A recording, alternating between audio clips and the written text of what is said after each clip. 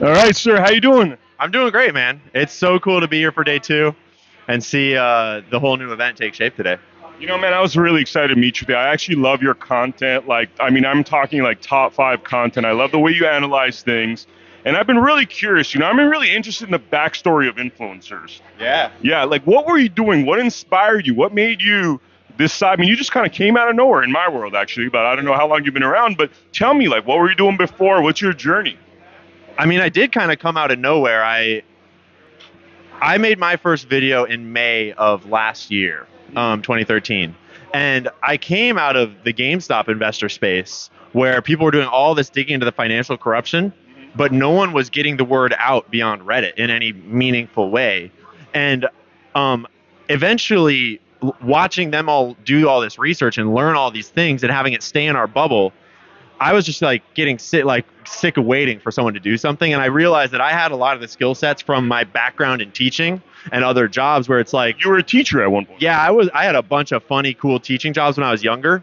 And so I had a lot of experience like communicating ideas and doing research and knowing how to learn things and knowing how to like share things in a way that's digestible for people. And so eventually I just was like, fuck it, I'll do it. And I started on TikTok and built a huge following on TikTok very quickly because TikTok allows that if you get lucky and do well.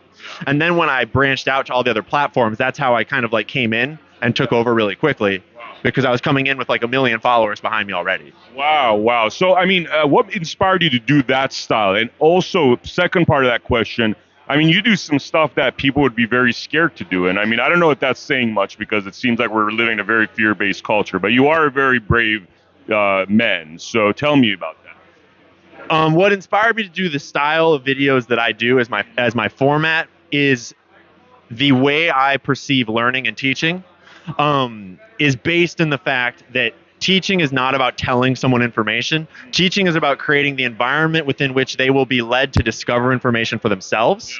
And it depends on the kid or the person, the adult, whoever is like what kind of environment they need. Some people need a lot of leeway to like explore and experiment, and some people really need the steps laid out.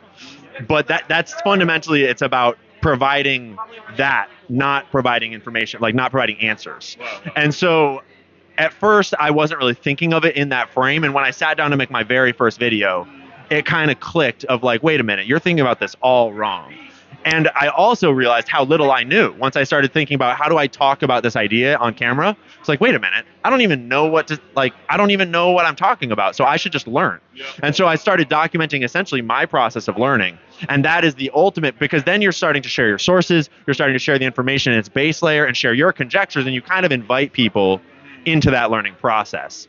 What you just said, by the way, is so brilliant because I've been trying to figure out what it is about your approach I like so much, and you hit the nail on the head. See, in art, there's this thing where you don't see the shades of gray, right? And the fact that you're learning while you're actually doing it is the authenticity, and it just makes it really, really cool. And what you're saying about like how the background of influencing works too. This is a key point for anyone that wants to be an influencer. Is when you're small, like humans are very tuned into social proofing and like cultural. And so when you're small and you don't have social credit from having a lot of followers, it's really important that you don't try to come across as being like an authority, even if you have a PhD. If you don't have a lot of followers, you need to act like you're a nobody, because to most humans, whether this is good or not, it's just how we are. They'll see you as uncredentialed. And so starting from the learner's perspective was strategic and intentional, not only because it's the right thing to do and it's like the right way for me to present, like to ensure I'm always learning, but also to strategically present myself in a way that people will be able to hear me and not just be like, who the fuck is this guy? You know what I mean? All right, so now take me through your journey. You're a normal dude, I'm sure. At one point in your life, you're just a regular guy roaming this earth, thinking that it's, more or less the earth's okay. Take me through your journey of what happened, your eyes opening. What was the straw that broke the camel's back? What was the big bang on your head that was like, dude, I need to do this? Because I know it takes a lot of motivation to do this sort of thing. To come out there and expose yourself. And most people have to go through some traumatic thing. That's one thing I've noticed with a lot of people that are in this game, like an Elon Musk, daughter has a sex change, or son, he wants to get rid of the woke mind virus. It becomes more important to him than money, life itself. Tell me about yours. You know, the way you frame that question just made me think of a point I haven't actually included in this answer before, but it is a huge, it's the part of this answer. And it starts with my health and my health journey. Seeing as this is a Maha thing right here, and seeing as I'm wearing my Food Not Pharma shirt, it kind of started when I was 17, like 15, 16, 17, going through puberty. And my mom has Crohn's disease and it has nearly died multiple times, has like parts of her intestine have been removed. So I've seen that growing up in a big way. And when I was in my teen years, she found a dietary solution to it because nothing had ever helped. She was on like 48 pills a day or something and still horrible health. And she started changing her diet to cut out all these processed foods to essentially eat real food. And she went down to like a couple vitamins and 2 pills a day. And so I had seen that work for her. And simultaneously, because a lot of those autoimmune diseases flare during puberty, and I was starting to get all these symptoms that suddenly it clicked of like, holy shit, you have whatever that is. And it's not even diagnosed because doctors don't even know what the fuck is going on. And I just was like, I'm not even going to, like, the doctors, I went for a little bit to them and they just clearly had no answers for me. And so I just, one day, it got really bad and I was in the hospital and I just called my mom and was like, hey, can you please bring me diet food tomorrow? Meaning like food that is of the, like in this way. And then I just like from 17 to 22, 21, it was like just strictly this extremely restrictive, healthy, like no complex carbohydrates, just like meat, fruit, vegetables, nuts, like all homemade foods. And it just like everything cleared up and went away. And I felt this experience of having realizing that I actually had never felt healthy in my life. And for the first time, and I was the same height I am now, but 50 pounds lighter. And so I didn't even realize how weak and unhealthy I felt until I felt good. And that just like kickstarted this thought process of like, that's all a lie. And that set me up to be ready so that when COVID came around, when the 2020 election came around, when BLM came around, I was ready because I was raised Democrat. And so at that point, I was ready to think more critically, and I did. And those were the points that actually like snapped the whole thing and toppled that house of glass, so to speak. But it was the health thing that prepared me to think for myself and to see through one of the biggest veils there is. And then also, once you get healthy, you're far more apt to stand for yourself too, to be strong, to be like independent. So now, is this your full-time thing, like making content that really exposes what's going on? Yeah, it's my full-time job. And so to your other question before this, one day I was an Uber Eats driver and an ultramarathon guide. So just like kind of gig work to pay the bills while trying to start something. And then I kind of honed in on what I would do and I made my first video and I immediately took off. And it was after 1 month of TikTok ad revenue that I realized how significant this was and how much this could support me. And I'd quit everything else and was just full time ever since. So tell me, what are, you could name 1 to 5 things. What are the things right now that are destroying this country that need to be fixed based upon all the research and experience you've had?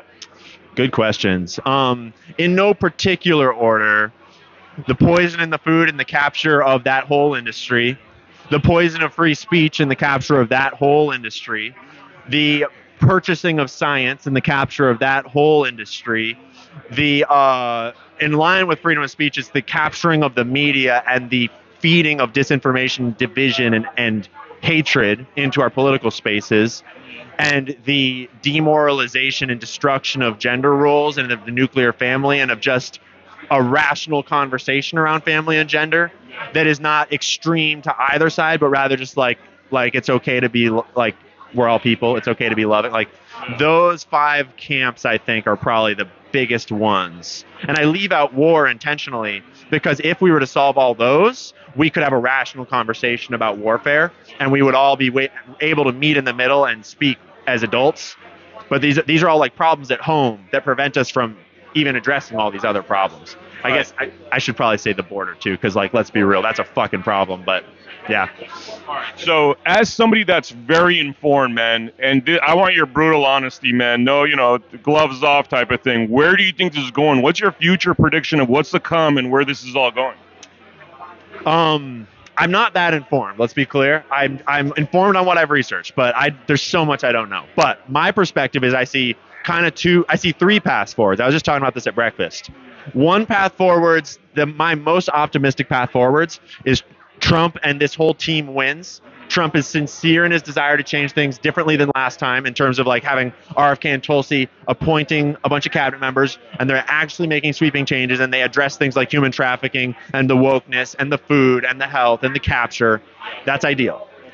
Middle road is Trump and this team wins, but he is not entirely sincere, and he's kind of just like working his way in, and they aren't really taking it seriously, and they don't really do anything different than last time, and it gets pretty captured, and we kind of get a half-baked version of the Trump administration just like last time. And then the worst case scenario is that they win, but there's some sort of subversion, interference, weird vote counts in the middle of the night, who knows, and actually they put Kamala in, and Lord knows what happens at that point, and it is not a good picture. And I really hope we don't go down that road.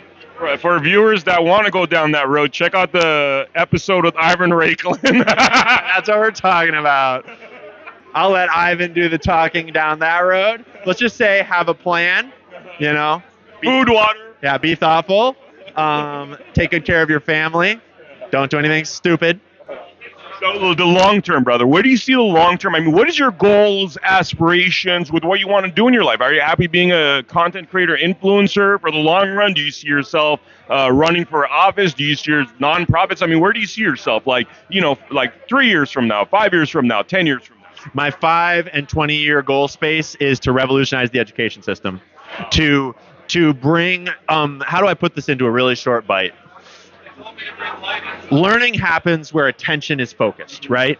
And that used to be controllable within a classroom setting or something, but now attention is obviously focused on the screens. And I knew that as a teacher, and I saw that, and I knew for a long time that if you really want to be an educator in a modern way, you have to be inside of these things. And so this is an outgrowth of that, is I'm establishing myself in this space how it is now, and my hope is to sort of co-opt the influencer culture of today by reminding us, by showing us all that we have an immensely important responsibility as people in the public eye, where we can be just what influencers are today, of just like, get the views, get the money, you know, do your thing, be an individual, whatever. Or you can realize that you're paving the path for everyone else that's growing up below you, everyone else in your generation that looks up to you. You're showing how we can be men, how we can be women. You can be educators for not just adults, but children of the next generation. And if we can create some form of teacher education platform on the internet to teach influencers how to educate specifically. You're basically replacing the Department of Education with this backdoor influence. A decentralized online homeschool resource platform, essentially. And there's no one solution to this, but there's a million ways we can use the internet to get people in my position prepared and organized into different spaces where, like, imagine, for example, you have an online accredited situation where there's different camps, where there's classes you can sign up for, where there's influencers that run courses, where kids are selecting what they want to learn, they're engaging with various people on the internet, with various communities, and then you have resources teaching parents how to homeschool effectively. You're teaching on the ground leaders how to like create small school situations. All of this can be done for so much cheaper than the current public education system. And if we can show a model where it works, and we can reroute all this federal funding that's going to the Department of Education to some sort of decentralized model, the world is ours. Because we don't need this industrial revolution slave creation model. We need a free thinking, encouraging young people to follow their passions, to be themselves, and because like passion is the most powerful driver of learning. And the whole point of the current school system is to destroy our passions and to beat you into submission so that you can sustain in one of these horrible jobs your whole life. I got to give an example here, man. I used to love creative writing, and my teachers told me the worst, like they told me that this is not the place for you. You need to get into some art school. You know, because it kills your creativity. It's so sad. Yeah, because they need that, because most of the jobs in today's America need people to just be kind of mindless drones that are happy doing nothing their whole lives. And partially that sucks, even if that's the system. So I would hope we can break as many people free of that as possible. But the more important part is that the coming system, based with AI and technology and robots and all this shit that's replacing all those jobs, we need people to be ready for creative futures, for inspired futures. Like now, you can make a career out of anything. Because like, yeah, the robots will replace the dumb job that you didn't want to do, but there's all these other economies that open up, because there will always be an economy, because people have value they're creating, and they want to spend it on value. And what's most valuable to humans is other humans, is human interaction, is inspiration, creativity, engagement and things. And so we need to be preparing young people. Young people need to be preparing themselves to be ready to fill roles that we don't even know what they are yet. And the best driver of what they will be is what are humans collectively passionate about as young people today, because that's what people are going to want to be engaging with tomorrow. Right? Department of Education. Is it like in this plan, basically it's about erasing the Department of Education too? Do you see that as anything fixable, or does it just have to go? I don't think I'm necessarily educated enough to know for sure, but I know that what we need now in order to break free of the current system is we need to create an independent model that runs independently and is a million times more efficient, a million times more successful, where the kids are coming out more successful, they're going in happier, coming out happier, and it runs on its own and is like 1,000 times cheaper. Like if you can create an alternative that is like a Bitcoin, for example, where it's like it runs on its own and you can see the proof of concept. I mean, and hopefully you can create a model where it doesn't like and is not manipulable. But you know what I mean? It's like if you can make it run while the Department of Education is still happening and you can just see like, oh, this one sucks ass and that one's amazing, then it's not necessarily that you need to burn this one down or replace it. It just naturally needs to evolve or it will die, right? Right? So basically make the Department of Education obsolete rather than focusing on like going after it. Just make it obsolete and move past it. This is amazing, man. This has actually been a great education, dude. I really appreciate you coming on. This is our Blood Money podcast, by the way. Yeah, that's what I'm talking about, dude. Where we say what we need to because there's a lot of horrible things going on.